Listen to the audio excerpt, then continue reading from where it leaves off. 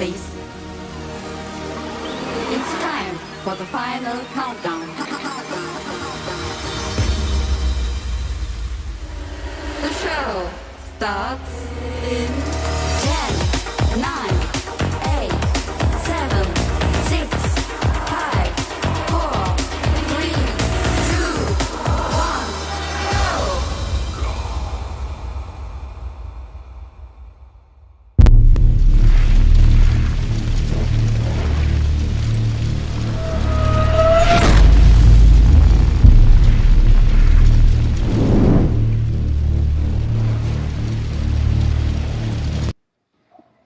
Welcome, ladies and gentlemen, to the Dirt 360 TV Devil Brothers Racing live podcast. Man, this is a test session, and I have some of the best guests I could ever ask for to be part of this test session.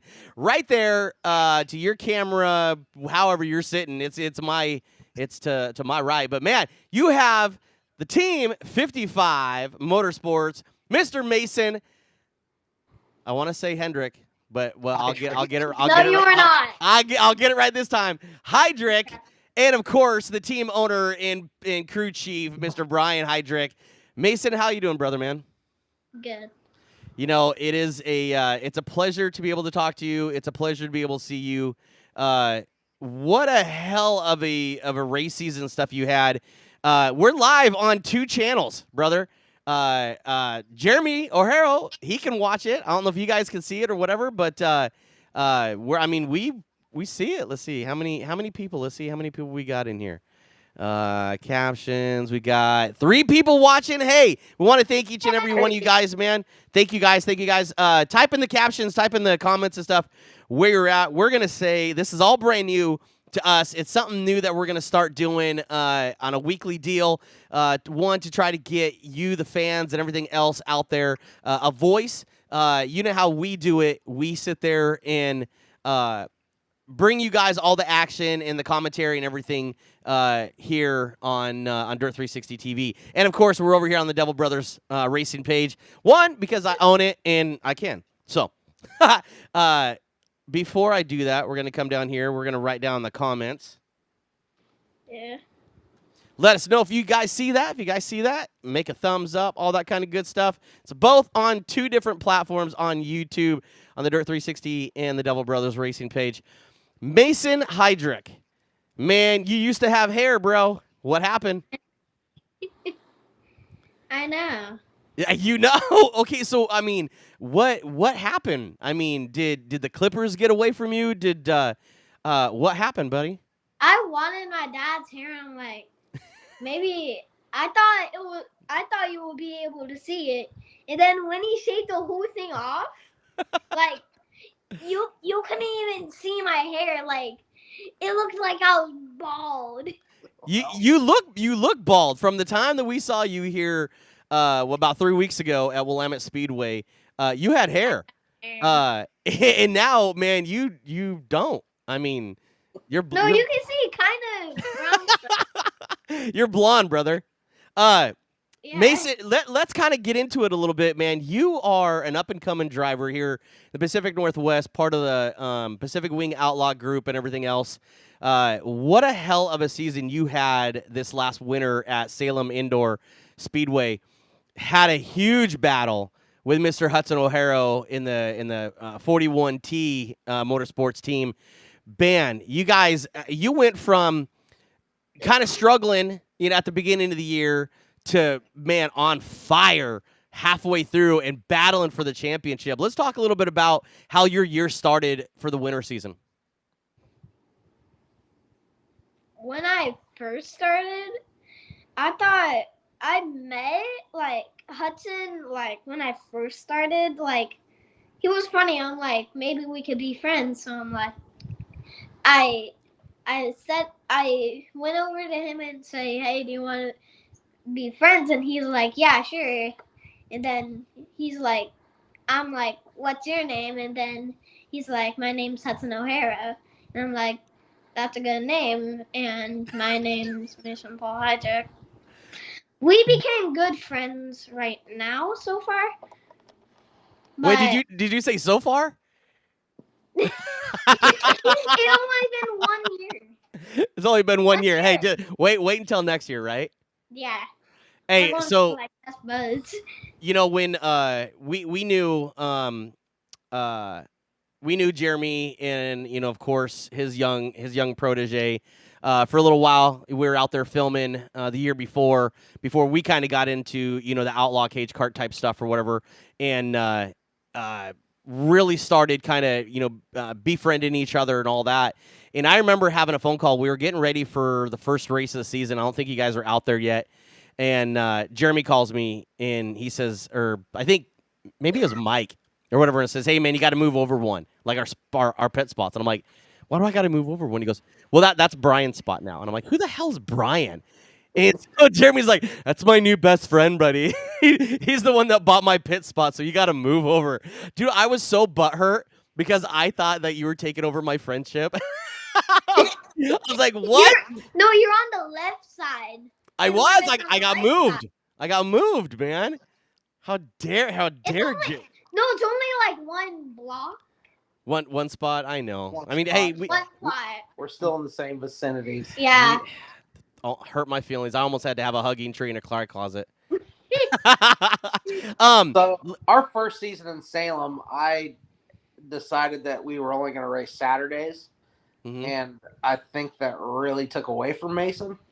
I was just at a spot where I couldn't really go back and forth and do the whole weekend thing. I didn't really plan on doing it like that. And Jeremy, every Saturday night we'd get done racing. He'd be like, "Bro, you should stay for Sunday. You should stay for Sunday." I'm like, I got stuff to do. I got to get ready for the week. And this last year, this most recent season is when I was like, yeah, we better stay Saturday and Sunday. And I just a world of difference for sure. I really think it's ever since he wrecked really bad that he started getting a little more serious about it Oh, myself. one time I bent my frame. Yeah, I remember. One time I flipped and then I landed. That was the awesome one. I'm like, whoa, I did it! I think he's frozen. Uh-oh. Go. Okay, now Yeah. you guys are back. You guys were, you're like, you were frozen. What's going on? Hold on. Are we still frozen here? No, you're good. No. You're frozen on my end for some reason. Huh. I don't know. Let's do this. Yeah, you're frozen on our end. Let us know if they're frozen on your guys' end and stuff too, because they're frozen on my end. That was crazy. I don't know what happened. I mean, we're all brand new to this, guys. So it's something new. That was crazy. Let us know what happened on your guys' end. Go ahead and I don't know. It's like it lost connection or something like that. Let me see if I can pull you guys up this way. Yeah, I don't know. I wonder if it's my phone. We can see, yeah. We can see, yeah. But so go ahead and do me a favor. Go ahead and disconnect and then reconnect again, Brian, and then I'll bring you back in. Let's see if that works. Well, hey, we're still trying something out new, guys. We appreciate you guys so very much for sticking with us. I mean, this is something that we haven't done before, so we're trying to get all the corks and stuff out of it. Let us know where you guys are watching from. That's that helps us out. It's working on YouTube. Yeah, for some reason, like on my screen right here where we had it split, it says no video feed. What? We're trying to bring Brian back into the live stream here real quick. All right. Let's see. Let's do this. Let's remove this source. Let's try to bring Brian back in here real quick. All right, you guys back yet?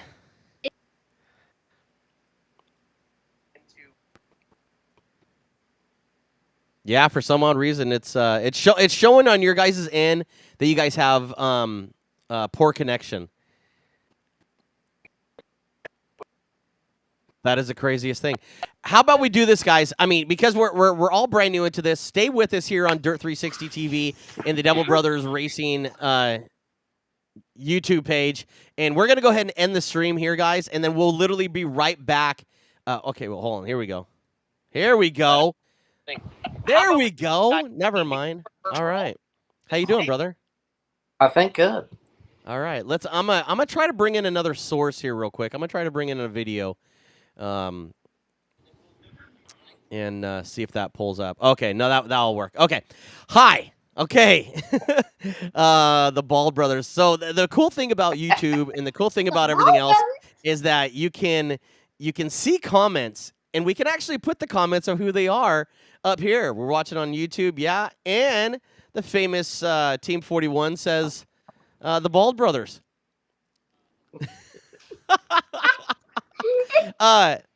We appreciate you guys watching very much, man. Make sure you guys hit that like button and everything else. It helps show us the love here on the Dirt 360 and Devil Brothers page. But so, Brian, so you came into it, kind of Jeremy kind of got you into this stuff, didn't he? So we built a cart for Salem, and they actually canceled for COVID. So we ran Roseburg twice, and it was just such a long drive. So when Salem finally did open up, like I said, I wasn't really anticipating racing Saturday and Sunday. Right. So, and every night Jeremy's like, you got to stay Saturday, or you got to stay Sunday. You got to stay Sunday. And I'm like, nah, I can't. I was running my shop at the time, and I just didn't really have time. So we took his advice this last season, and it really was an awakening for sure for Mason. And that's the kind of where we befriended each other and everything else, and our kids and stuff race together, and it's so much fun watching them battle so hard on the track, and then come off the track and get out of that car, and then they're gone. They're out on their razor scooters, or they're out doing something. Right. And I have our own call. So if they're anywhere and I do this little call and then they come running, they know when to get in there. You have the same thing with Mason, and Jeremy has the same thing with Hudson, and the racing community here with the Pacific Wing Outlaws and just our general group, itself is such a passionate group. You talk about camaraderie and helping each other this year. You guys had a pretty good accident starting off the season, which destroyed a chassis. I know you probably don't want to talk about it, but I mean, hey, it's racing, and it is a podcast, so I kind of bring up, the goods and bads. So let's kind of talk about, like what happened, Mason, in your eyes, and then what happened in your dad's eyes. What were you thinking? What were you thinking when you got your bad wreck this year? Oh, I thought I was scared. Scared? Yeah, I was scared. It felt like I was about to pee my pants. Me too. Like, I felt a little drop come out, and I'm like, oh, shoot. Oh, my God. Welcome to live streaming. We want to thank everybody that's over there watching on Devil Brothers and Dirt 360 TV. This is raw footage of Mason. Mason, how old are you now? Are you 8 years old? Yes. 8 years old. You just turned 8, didn't you? No, not yet. Oh, you're gonna be 8. Yeah, I'm turning 8. Oh, when's your birthday? Well, don't tell nobody because we don't care. No. July 5th. Well, happy early birthday, brother. Wait, hold on. July. Oh, wow. So 4th of July must be a blast for you. Man, it wasn't for Daddy 7 years ago. We were in the hospital. No, but the best thing about it is that your fireworks turned out to be this young talent that you have sitting right next to you. It's true. My mom trying to get me born on 4th of July. I'm like, no, I'm not heading out yet. Like, man. I have a friend named Oliver, and his birthday is like the same birthday. Is it really? Yeah. That's like, awesome. I always look at him like, we have this little cake in 2nd grade. Like, we have cakes of like days of the year, and then like we have a little candle, and it has our names like sideways. And right. and then it has like on the light what kind of like thing we are on, what day we are on. That's good. I think Dude, like that's good action, brother. August has like a lot. So Just like let's talk about you. Let's talk about your wreck. Do you remember that wreck? Do you remember how it happened? no. Is it It like was the one? The one where you like flipped over and cost Daddy a lot of money. No, is it like the one where like I landed on like Yeah. my Yep. head thing? Yep. Oh, that So one. so I felt scared with on that being said, because that was in the first heat, and Yeah. and the teamwork and everything out of everybody that was there in the pits at Salem, I mean they basically because you guys thought your day was done, and then all of a sudden, man, it's like okay, cool, we found a chassis, brought the chassis over as a raw chassis, went ahead and everybody, I swear to God, it was like an operating room around your guys' pit because people are taking off tires, people are taking off the cage, body work, you had, one person doing this, pulling the axles, pulling everything. I mean, it literally went from, watching like a Formula One car where it gets totally destroyed. You have just the tunnel, and then everything is all bolted back on. And you guys have made it back out there. In even doing all that without scaling, without doing, and he was still fast. The kid had talent, and then all of a sudden, it's like the light came on, and the talent in him just started coming out and going faster and faster and faster and faster, and really started putting a lot of pressure there on Hudson O'Hara for the championship. You guys there for a little while had the lead in the point series for a little while, didn't you? No, well, it was because there was throwaways. Yeah. Hudson was out in front most of the year. I mean, he only lost a handful, and he was, I think, in a way that helped Mason. Mm-hmm. Mason followed him. Jeremy, his dad, really started helping Mason on helping him, run his line how he's supposed to, and yeah, it just I always joke around and call Hudson and Mason Beavis and Butthead because they're just when they get together. Y'all know, You know, and Jeremy are Beavis and Butthead. Well, we are I don't kinda- even care. Me and Jeremy are kind of Beavis and Butthead too. well, Once he and started the getting thing. he Go started ahead. getting Go a ahead. little I'm sorry. direction, and yeah, he once he found out that he could run a certain line and be even faster, it was. That's when it was either one of two kids that we cared about was crying. Like it was either Hudson was going to cry and be upset that he didn't win, or he was going to cry. And me and Jeremy are both pretty passionate about you can win gracefully and you can lose gracefully, and that's something that we still work on sometimes. Yeah. So But I have Jesus on the car. I know, but That's Jesus right. is helping me. He's like. that's right. He's throwing the cart like farther. So there was a couple heartbreakers this year. Yeah, I know. You guys let us have it at Willamette for sure. That was a tough one for Mason for some reason. I think he was starting to feel invincible, but Chase had the better line, and your son was so. It was weird because if you look at times in the main, Chase was so much faster. Like you guys just had it figured out that day. Well, the weird part about it is that we sat down, through the year. We had some disappointing issues there at Salem, at the beginning of the season, leading the points and then having it taken away from us. I could go into it, but it's no here, no there. But which took a lot out of the sales out of Aiden, my oldest driver in the box stock class. It just kind of put us back in, that back 40. We never really could get anything really caught up. And I struggled a lot by working just with Aiden and kind of not that I was forgetting about, Chase's, deal, but I didn't feel at the time that Chase had the ability to get up there, which was bad on me, and trying to do two cars and being the only person doing it is extremely hard. We actually took back, we stepped back after the winter season. We went down and did Roseburg with Johnny Ritchie. We did basically it was a fly by night. We ran the day show at Salem, literally packed everything up, hauled ass out of there, went all the way down, to Roseburg that night. Got there right when qualifying was starting. Got the cars out enough or whatever like that. They kind of held it a little bit for us. Got out there, qualified. Actually qualified pretty good. Johnny Ritchie, Cedric got caught up in some accidents, which kind of hurt the car a little bit, kind of bent the car quite a bit. Both Aiden and Chase actually did pretty well. Wasn't, with top 5-ish, but had enough seat time, whatever like that, to have fun down there. Right. You talk about, Hudson and the ability and like watching him drive and everything, and he's taken Aiden and Chase out to the track, and, we're trying to look for him at one time or whatever, and Jeremy's like, I think they went out to the track. And Mason was giving pointers to both Aiden and Chase and saying, hey, look, this is kind of what I do.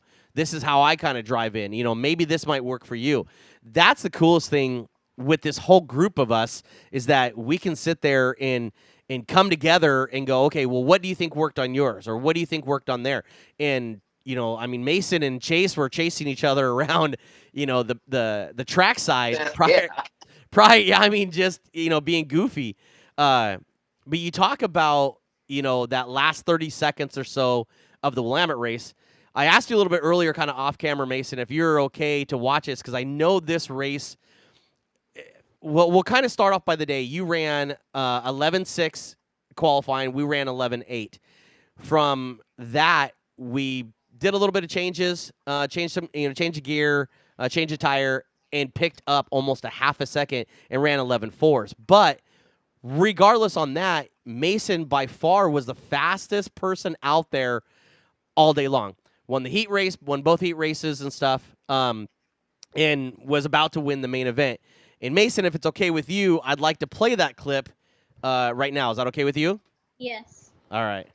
So what you're going to watch, ladies and gentlemen, on here is the first night at Willamette Speedway, the very first points race down there. Both Mason and Chase, my youngest in the beginner box stock class, were battling it out. They were the top two guys all day long, literally running nose to tail. And Chase it was hard enough for Chase to catch Mason and then little alone pass him. But you'll see at the end kind of how it kind of worked out, and then we'll kind of discuss it from there. So here's that clip real quick, guys. Like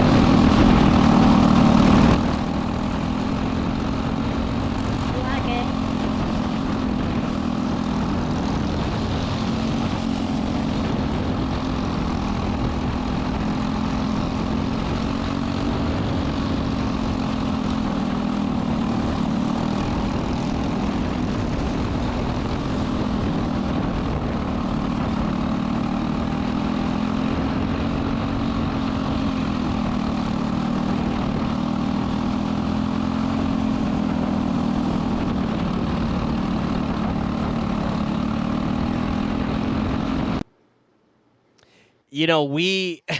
We've been there. I mean, we've been to that same position where where we're leading the race and we're feeling comfortable and everything else, and kind of walk us through that last couple laps and stuff, Mason. What was going through your head that day?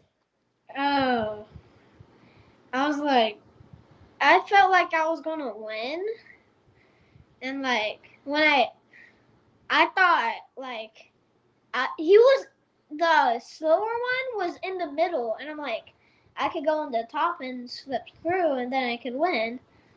And like Chase, I thought he was thinking if I go, so the slow one is in the middle, so I could go in the bottom.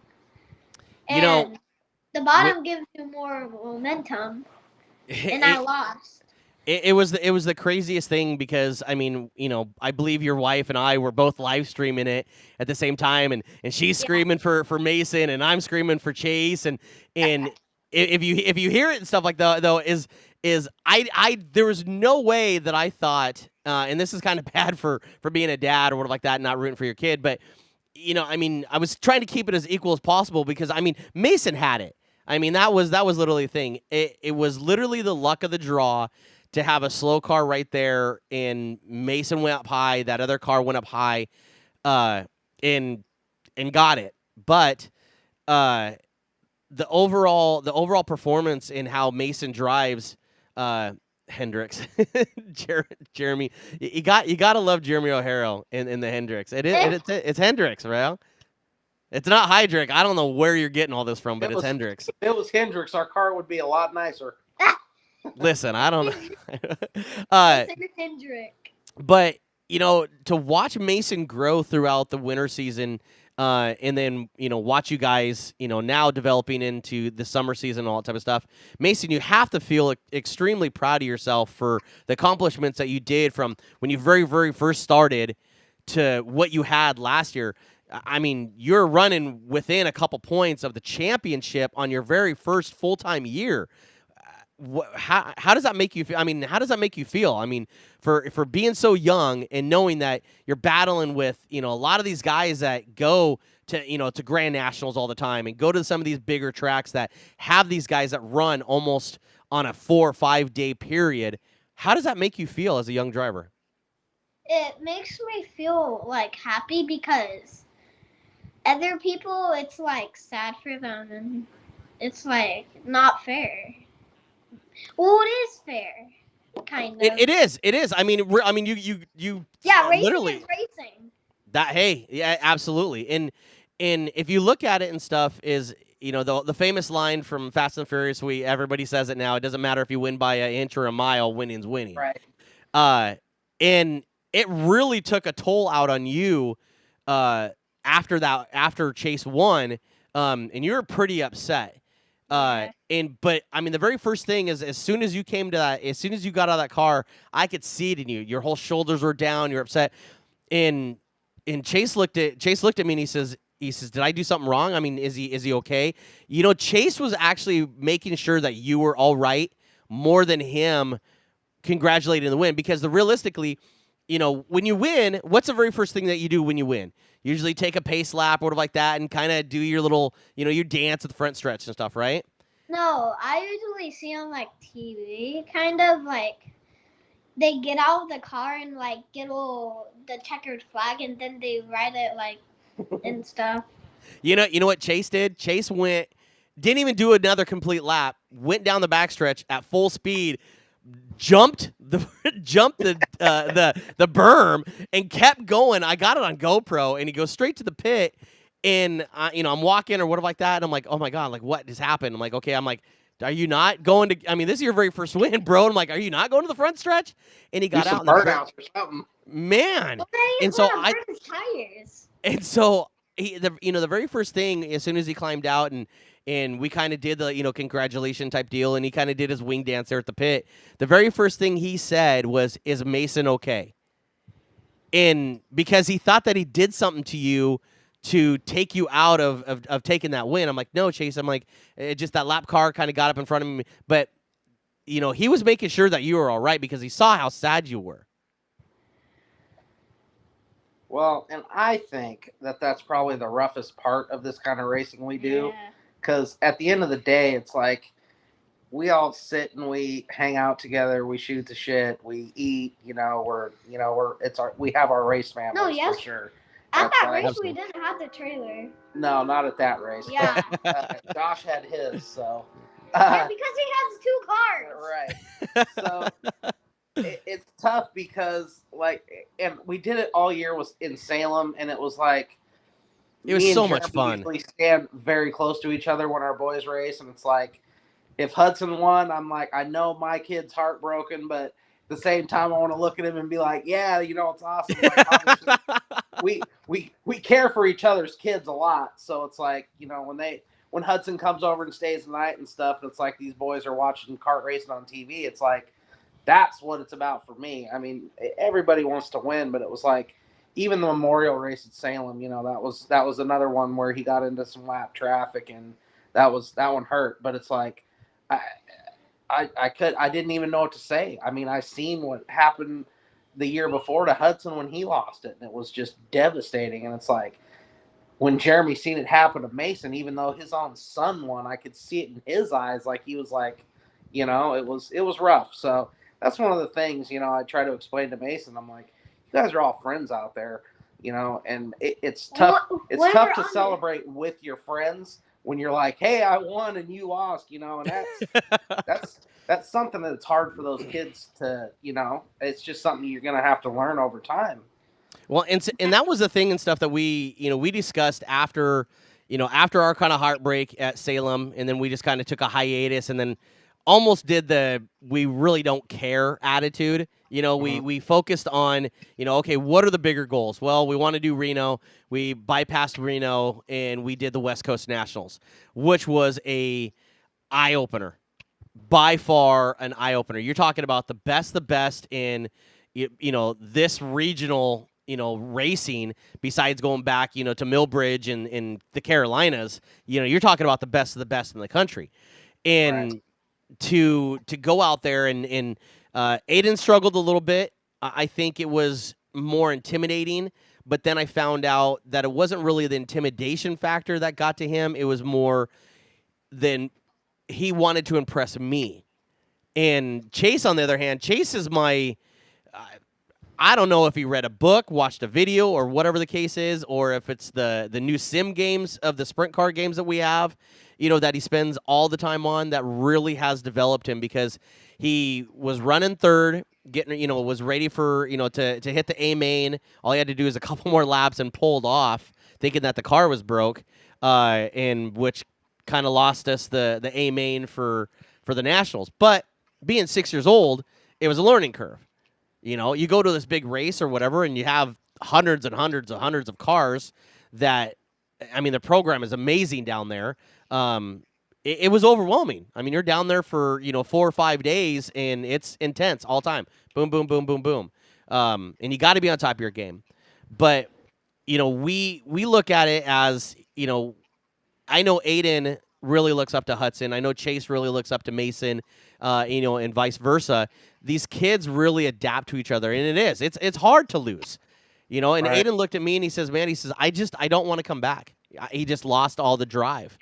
And I asked him, I said, do you not want to go back because of being upset because we got DQ'd, or was it upset because of how mad I was? And he finally sat me down and he says, you know what? He says, I focus so much on wanting to impress you. And I actually had to step back and go, dude, you don't have to impress me. This is not impressing us, guys, right? You as kids, 6, 7, 8 years old, go have fun.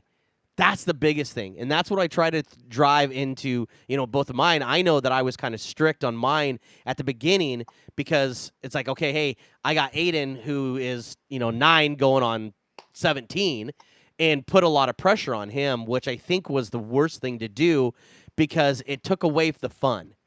He'd still go out and he'd still go have fun, play with his friends, but it was, it was one of those things that I finally had to step back. Jeremy, you're talking about a good friend and stuff like that. Jeremy calls me and he says, hey, man, I don't want to sound like a jerk, but, and don't take this wrong, but, and I'm like, what are you getting at? And I'm like, listen, dude, don't tell me how to raise my kid. Don't tell me how to do this. That's not your place. He's like, you know what? You're right. It's not.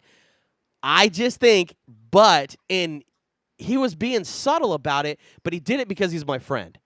Right. He did it because he sees on the other side of the spectrum going, hey, man, I see what you're doing, and I totally get it, right? But we also got to understand that they're only 6, 7, 8, 9 years old. They're running 40, 50 miles an hour by themselves. We're putting them in machines that are insane. We have all done that as parents. Everybody. There's not a single parent that does not have a kid that races that has not been maybe a little hard on him. You know what I mean? And it's right. You want your kid to do the best they can. And it's like at the end of the day, like when Mason had that first, good crash that he did, I was worried about his mother. Like, I'm staring at his mom, and she didn't seem that bad. And it turns out I was the one that was, I'm getting ready to go out there. Like, I know you're not supposed to. And it was like, I went out there once Mike told me I could go out there, and I told Mason, I said, hey, right now, dude, we can sell all of it. I don't give a shit about none of this. We can get rid of everything. Yep. And I was like, it was kind of, eye-opening to me, because when he went back to the pits, it was like, I don't care about all the kart shit and all that. Like, I do it so he has fun. But when he sat there, and I don't know if there was something in the Cheetos or the Mountain Dew, but he was like, I don't want to race anymore today. And I said, that's fine. And he sat there for about 5 minutes and looked at me. He goes, can we Are we get ready my yet? carts back together? And I was like, holy shit, here we go. Yeah, I mean, I remember that. Luckily I had a lot of my family there, friends and family. I mean, I was raised with Brookshires. Luckily, Yep. there was a lot of them there, and we got after it. Are awesome. It was it was pretty impressive. And he went out and was fast. Right out of the gate, he was fast. I tell you what, though, when I came home, when I took that cart home to just double check everything, holy shit! I mean, there was tail pins holding the rub bars on, and I'm like, holy crap! Like, I don't know if I would have let him out of that, but duct tape and baling At water, least I just send him. fast. And he got back in it and just he did better than I would have did. I wouldn't have got back in that cart and went that fast. Well, we had at the beginning of Aiden's box stock series, he went out there, and I think it was like race number 2, and was out in practice. And I said, give it hell, man. Go, drive it like you stole it. Well, one of the cars or whatever like that came down and flipped him, but it was a real subtle, just kind of just tipped him over. And, ran out there, and I'm like, you okay? And he goes, yeah. He says, everything good? I'm like, yeah. And then this year, we decided to become airborne for the most part. And I think I have. Let me see if I have that. Let me see if I have that video. I might be able to pull up that video. You guys want to see that video? Yes. He says yes. All right. Let me see if I can. It's like when you see stuff like that happening, you care about these other kids. It's tough because it's like now you're not only worrying about one kid racing, you're worrying about 3 or 4 kids racing. It's like it's nerve-wracking. Racing is nerve-wracking. Let me see if I can Aiden's wreck. Here we go. Try to find it. Take your time. Take your time. The Don't file rush. the file's a little too big, but it's on our YouTube page. But it was one of those things, like Jeremy says here. He says, let me put this up on the screen. He says, at the moment the legend was born. And then No Mercy. I absolutely. I mean, you think about this and the things that we do, for racing wise, and you watch these kids and the talent that they have. It just boggles my mind. I mean, they're, like I said, 6, 7, 8, 9 years old, and they're doing 45, 50 miles an hour in a machine that us parents have no control over. Like, we just sit there and go, here, go. And you're like, okay. And we just stand back as dads go, it's like, did you guys ever run Castle Rock? We did. We ran Castle. Yeah, we ran. No, we've never. I won't put the boys and stuff at Castle Rock. One, because the tubing, and it's a big debate with a lot of people on how safe it is and all that type of stuff. Yes, it's safe, but you also got to understand is that the speeds are a lot higher. The reaction time is slower, and we had a spare chassis because somebody in the chat had a wreck, and they borrowed a chassis. But I mean, if you go, I mean, you're hitting 60, 70 miles an hour. Well, that was the thing. When we went up there, I was like, wow, this track's really big. And then I ended up buying him a special clutch with a bigger tooth driver to go out there. And I'm just thinking, I asked him, I said, if you don't want to do this, you don't have to. And I tell you what, him and Hudson were out there, and the whole time I'm just like, oh my God. I'm like, what did we do? You're on nerves. Mason got a little bit of loose, and I don't know if Hudson was just driving over to him to say hi, but boom! Just collected him. Oh God, it was horrible. Can I show them a picture? His tire was hitting on the exhaust, so it looked like the cart was on fire. So I think Jeremy's a little thinner than I am, so he hit there first. And I was just like, that was one of the times where it was like, we got 2 kids, we care about them both, and these little bastards, that's all they do is run into each other. It's like, what are you guys doing? You guys are supposed to be friends. Yep. And Wait, we have a picture of Castle right there. Yep. do you Do you have a picture of it? Can I show him? You can Yeah. throw my So Jeremy, he posts up there. He says that chassis won the championship too. Yeah, that was pretty. It was a fun time though. Let's see what you got, Mace. Yes, sir. That's how it looked like at Castle Rock, I think. Yeah. You know, and Castle Rock was.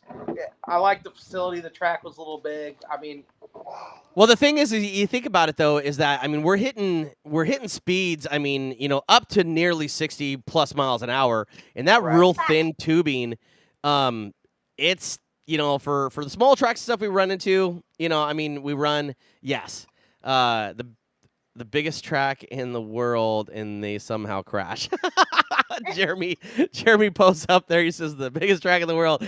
Hey, listen, they're magnets. They're best friends. So I mean, Jeremy joked, he's like, the second we put a Point S sticker on there, they kept hitting each other. I was like, take that shit off.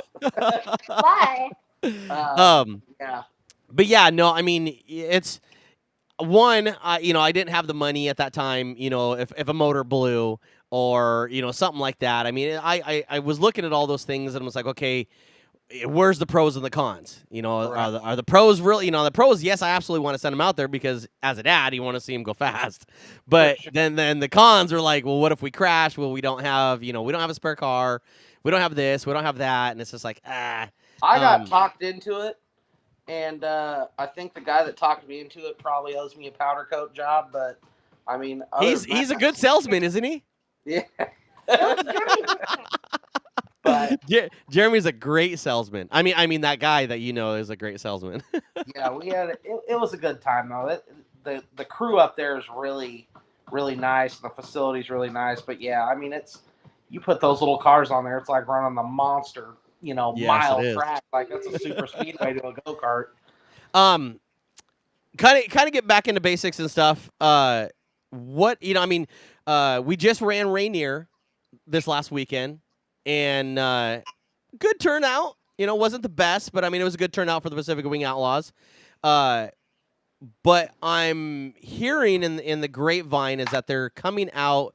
Lee's coming out with a big announcement, I believe, Saturday, and it's going to be on here. And I think we're going to go Facebook Live with that on the Dirt 360 TV page. But I think some big changes are coming to the Pacific Wing Outlaws. I'm not sure what it is yet. I don't know what he has in store. But we went ahead. Ran that track yet? We want to. I'm trying to race every single track. Yeah, I know you're trying to race every. Get a job. No, you don't. But yeah, I've heard very good things about that track, so Like I'm what? definitely excited to check it out. Like Yes, what? sir. So what does your guys' schedule look like then for the summer season? I mean, what from As of now? right I mean, the only thing that we've really concreted is we're going to do Willamette, and that's a for sure. We want to go to Willamette and do that. yeah, that's where our stuff is too. Vacation. But So- as far as Rainier, I want to check that out too. So the Rainier one, I guess we're probably going to play a little bit by ear, but as far as Willamette goes, we will be there for any scheduled race. Well, make sure you guys keep with the Pacific Wing Outlaws on their Facebook page. Sure. You also can watch it here on our Dirt 360 TV page, and of course, the Devil Brothers Racing YouTube pages and stuff, and Facebook pages and stuff for the announcements. With having because you guys are running for the championship out there at Willamette stuff this year, correct? Probably. So with that, once Willamette's done, we just lost one big race down at Roseburg, and that's the Timber 50. Unfortunately, the promoter Kyler Shaw with Fast Four Media and Promotions decided to go ahead and pull out of the Timber 50 because of some personal, and he's got his other companies and stuff that he's got to spend a lot of time with. He has done so much great stuff for the Pacific Northwest and the cage kart stuff around the country, with his videoing and promotion and all that type of stuff. It's sad to see it go. Hopefully, it's going to come back sometime. But is Roseburg in your future for the winter? Reno, West Coast Nationals, stuff like that? I'm not going to do Roseburg. Salem's our hometown or our home track for sure. You know, we love everybody there. We do want to go to Nationals this year. I didn't do it this last year. Jeremy even offered to take my son and his cart down there. So I was gotten yelled at by Mason because he wanted to go, and I was just like, I need you now. yeah. We could have figured out Mason how to put your stuff in our trailer. Sure. Apparently we need to start pulling your new trailer because we hear that you got a brand new toy hauler. Yeah, we did. Yeah. So we do plan on doing Nationals. We're gonna run Salem. We're gonna run Willamette for the rest of the summer. Are you gonna run Reno at all? I guess we're gonna see how that progresses. Mm-hmm. It does sound like Hudson had a good time down there. He did. Yeah, we got a T-shirt out of the deal somehow. Yeah, so. we do. We do.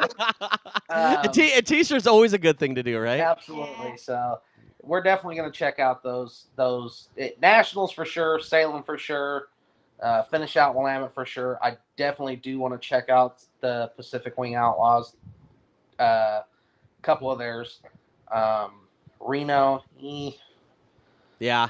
We'll see. I'm sure I'll get talked into some shit. I don't know. Well, if Jeremy has his way, before we let you go, I hear that you're getting jealous of Mason's racing. I am. And in that fact, I don't know. That's why he's trying to get a fart cart. I don't know if why you want a fart cart. You get big bombs. That's it. Can you see that comment that's on the screen right there? It says from Team 41. It says, ask him about the cage clone. So we talked a little bit about this a little bit earlier, and Yes. You found one. You found a chassis. Yep. The guy you talked to, you're just like, hold on, wait. I happen to know who actually had that car. Talk to his brother. Talk to his brother, who happens to be Brody Pompey. If you guys know Brody, he is the brand new. He's the guy from the Pacific Northwest. He's got a huge name. The kid's been a huge accomplishment when it came to cage kart racing around the country. He was a QRC driver for a while. Kind of like Tanner Holmes and stuff is. Went back to Carolina, got into some late models, was very successful, and just happened to, stroke of luck, married Mr. Kenny Wallace's daughter, Brittany. You talk about having the luck of the draw in meeting her at a racetrack and kind of falling in love. They have a Cinderella story. They have a brand new baby that they brought down to the Nationals. He brought him and his brother. They brought two brand new Fusion carts. Struggled a little bit. But was great to see him. Lot of DNR, a lot of R&D. The Pompeys and stuff are legends when it comes to cage kart racing around the country, especially around here in the Pacific Northwest. You name that name, and people have been in cage kart racing, outlaw racing, know that name and go, oh God, are they coming? Just for the simple fact is because they were that good. Brody was amazing. His brother, very, very quiet. Right? Hates racing, but as soon as you get him strapped in that car, is one of the fastest people you'll ever see. Hands down. They happened to have this cart. I called Brody and said, hey, I'm going to pick this up on Saturday. And he's like, all right, I'll let my brother know. So you, my friend, are going to have not a brand new chassis, but it's a 2013 QRC fart cart, old man clone. At least you don't have to have a wing on it, so you're good to go. It's a 16. He's putting gas. Yeah, I'm looking forward to it. I don't know. I see how much fun that he has down there, and I like if a couple other people I talk to would get some, but we'll see how that goes. I think some of us are. I gotta start finding a crew, man, because I can't compete with the 14 people that you bring to the track all damn day. You bring the family. Bro, I bring literally. All the years that I worked on their guys' cars in the pits, they owe me. Yeah, they do. Yeah, they do. Yeah, so um, it's finally paying off. Mason, Mr. Hudson O'Hara says hello, sir. Hudson's watching. I know it. He been sending lots of stuff, and you're looking So your schedule and stuff is full time Willamette Speedway. Yep. You got a handful for the off season, the winter season and stuff like that. Mhm. Mason, we can't thank you enough, man, for being such a great talent, being such a great friend to both of my boys, Aiden and Chase. I know Chase, Chase adores you. You guys have a ton of fun. And we appreciate you guys coming on here for the very first inaugural live stream podcast on both platforms of the Dirt 360 TV and the Devil Brothers Racing Facebook pages. We appreciate you guys a ton for doing this. Before we let you go, let's talk about some of your sponsors and some of the people who help you go around the track, please. You know? No. No. Go get your cart. Go get your cart. Oh, no Point S no more. Nope. Daddy got a new job. Nobody even cares about Point S. So, Duncan Automotive out in Banks been helping Mason since day one. Jeff Brookshire has been on board buying us, stuff as we need it. Snap-on Tools, George Underwood, Unruly Speed and Custom, Pioneer Auto Salvage, and Anderson Truck Repair.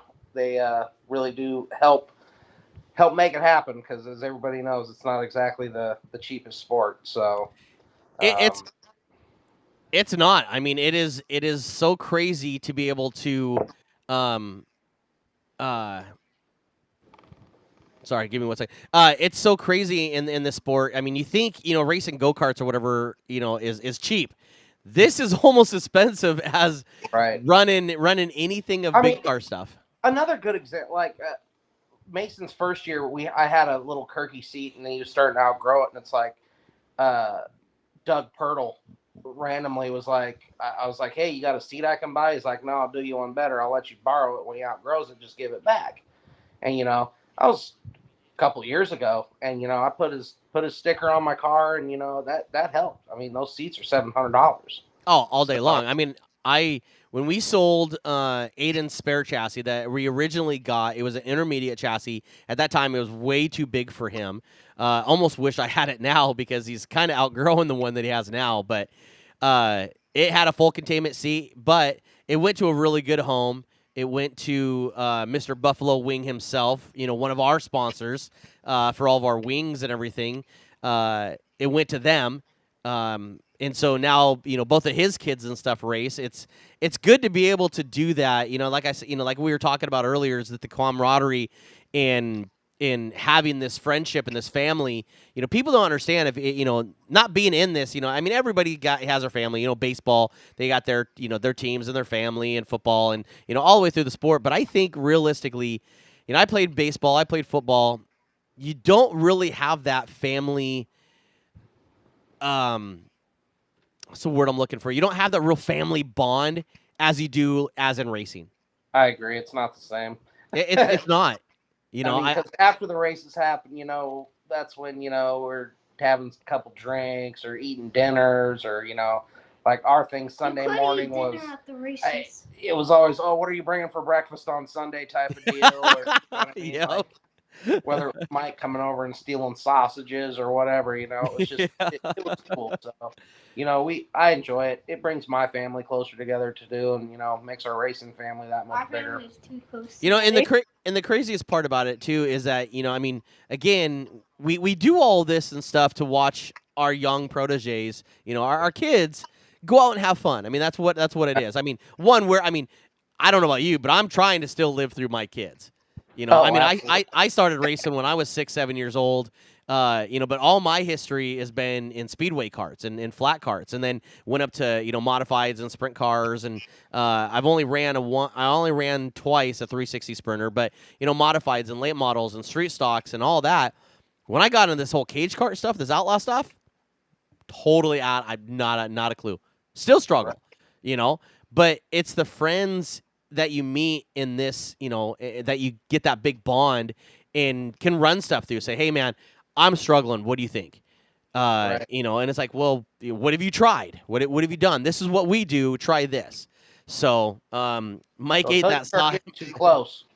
Then that, once you start getting too close, no more advice. right? You know, I was guilty by association because of that, Yeah. but I just you're too fast now. I'm gonna just have to go ahead and be a little more quiet. yeah, start crying. Well, it was funny because you had made that comment. You speaking of that comment, you know, Chase really wasn't the fastest and stuff out there last year. Again, I don't know what happened, what lit up underneath his butt or whatever for the season, but he came to life. Now, it might have been just a good day or whatever the case is. What's the first thing that you said that you thought that we did to that car? Oh, I thought you cheated. So you called me up and you're like, "Day, man, I gotta apologize." I was like, "Apologize for what?" And what did you? What did? I'll let you say it. So after that race, I just couldn't, because Chase never caused wrecks. He never did. Like, he's always been a clean driver. He just kind of was in his own lane. Like, he wasn't like super aggressive, like none of that. And then it was like, all of a sudden it was like, holy shit, like that car is on rails, dude. Like, how is he keeping up? And I'm thinking in my head, you know, Mason's been at the front, like knocking on Hudson's door, which, you know, in beginner box at Salem, that was the kid to beat, period. Right. Like, that was who you had to beat. And it was like, there was many races where it was like we were walking on Hudson. Right. And I seen Jeremy over there scrambling in his pits doing these adjustments. And I'm like, they're gonna catch me because they're gonna find something, or, you know, Hudson's a hell of a driver. Like, I get it, but yeah, when I seen that your car take, I'm like, that. I said, he's got to be running a black slide. I called Jeremy. I said, do you think he would do that? He's like, nah, I don't think so. And I'm like, I don't know, man. Like, I couldn't sleep on it, and I was like, finally, I called you up and I was like, you know what? I'm going to apologize right now because. Wait, you called Brickshire? No, Jeremy O'Hara. Oh, Jeremy. Oh, okay. And I said, I'm just going to apologize now, bro.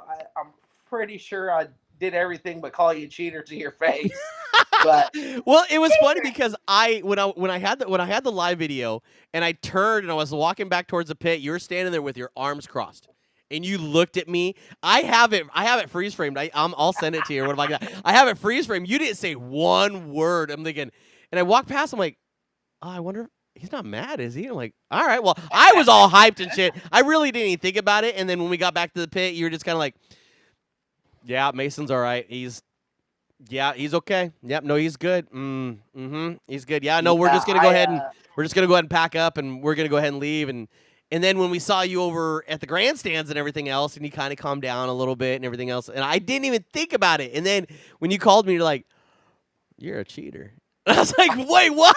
Hold on. I'm like, no, that's the same damn green slide that the way he was knocking on his door, but then it was like, what did it for me is I watched his GoPro video, and I was like, wow. I was like, he was really running a good line. And it sounded good. Like, it was just, it was the perfect scenario of your guys' car gradually got better and we stayed the same. And boy, I tell you what, after that main, dude, it was like, wow, that thing. I mean, I hope you didn't touch anything. And I hope you wrote down everything you did, because it's documented, it's filmed. Yeah, it's documented, it's filmed, it's all that. We're getting a little bit better in notes. You know, having two cars, it's real hard. And now that we don't have this next Sunday, we don't have a race at Willamette. They went and canceled it. They're having some crash up, bang up deal or whatever. So our next race isn't until the 30th of June. So, I mean, we almost have a whole month off. And so we're doing a lot of things that we're just kind of like, okay, what can we do to be better? What can we do to make this? And what can we do? And so we're doing a lot of homework. Brody Pompey is, you know, a good friend now of ours, and giving some really good advice and saying, okay, try this. If this doesn't work, call me. You know, what about this? And so it's just, and then, you know, getting the sim the simulator and stuff for the boys for the World Outlaw, big game, definitely has seemed to help. So, Right. I mean, it's just, you take them out of that seat and you let them play for, 4 or 5 months. They lose it. So, for sure. I mean, we're really excited. We were going to run Rainier this year. We just decided that that's going to be out of our schedule. We're not going to do it at all.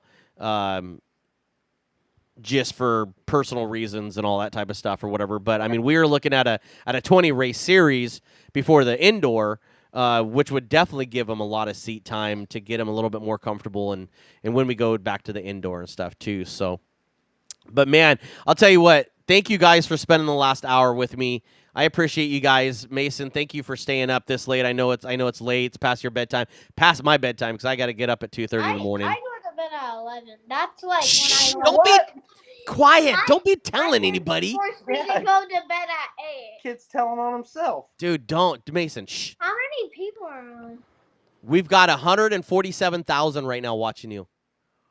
Whoa. Yep. 147K, bro. Pinky promise? Oh, yeah, here, wait, which side? Wait, here, ready? Wait, pinky. Right? Ready? Tap it, buddy. There you go. Da, da, da, da, da, da, da, da. All right, it dropped Right down. on. Well, Listen, thanks for having us, man. We appreciate it. And yeah, we definitely look forward to the Willamette. There's a lot of kids that are getting it together, and it's like Jeremy said, kids click, and when they click, dude, that's when it happens. So yes, sir. I look forward to having a competitive season, and I won't call you a cheater ever again behind your back. Hey, like I said before, I said that trailer because when you guys didn't bring your trailer, I said my trailer's open, man. Go in, take whatever you need, all that type of stuff. I'm cheating next time. No, we're bringing that hot fuel and shit. No, I don't even know. Yeah, as long as I get a splash. Dude, pump that stuff. You're right. We appreciate you guys so very much, man. You've been such great friends, been great such teammates. Throughout the years. Apparently, and apparently the show's over. Yeah. And again, man, we thank you guys so very much for being on the inaugural Facebook pages and all that, YouTube pages for the Dirt 360 and Devil Brothers. It means a ton to us. It means a ton to my my drivers and everything else. Mason, we can't thank you enough, man, for being such a great competitor. And we look forward to June 30th when we come back out there and try to race you for the win again. For sure. Awesome. Right on. Well, we look forward to it. We'll talk to you soon, man. Awesome. Thank you guys so very much, man. Thank you guys so very much for watching here on Dirt 360 TV and Devil Brothers Racing. It is a pleasure to sit there, and this is what we do. We bring back to the drivers like you see here, Mr. Mason Heidrich, 7 years old, driving the beginner box stock in the Pacific Wing Outlaws organization down there at Willamette Speedway, racing for a championship. It is absolutely awesome. This is what we do here. It's not about us. It's about you, the drivers, the team, and the promoters and everything else, and that's why we do this. It gives us a ton of pleasure, and to see the smile on that young bald-headed kid's face right there is everything to us. With that being said, ladies and gentlemen, we're going to close out with this thank you message, and with that, thank you guys so very much. We're going to try to do this on a bi-weekly deal, and you guys are more than welcome to come back on anytime. Okay. Perfect. And right you better on. subscribe. Oh yeah, and you better subscribe. That's right. That's right. That's my You're boy right. right there. Subscribe. If you don't subscribe, then you can't watch. So I mean, we're gonna eventually Out here if you didn't subscribe. Eventually we're gonna be hundred-airs. So I mean, we're gonna have a couple hundred in our pocket. So No, you're gonna get a diamond play button. Yeah, right. yes, I love that kid. Cool. That's gonna take forever. Right on. Thanks a lot, man. We'll see you next time. Thanks, brother. See you guys. Talk to you. See ya. Bye.